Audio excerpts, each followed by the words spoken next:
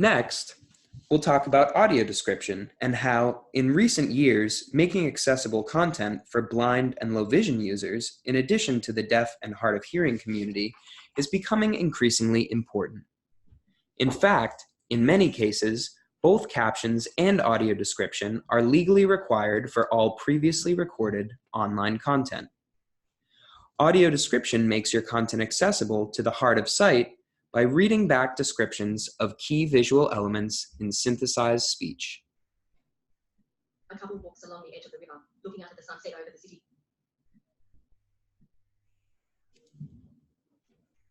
A man sits at a bar, staring into a glass of whiskey.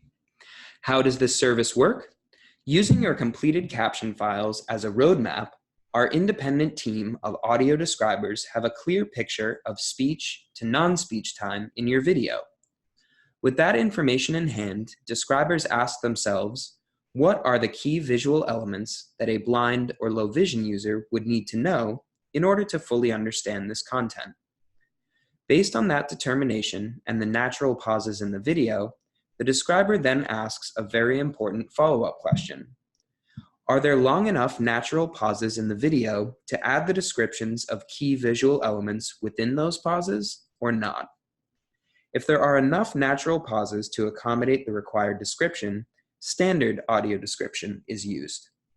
If there isn't enough space to insert the required description, extended audio description is used, and the video will be automatically paused and resumed to allow for the extra description.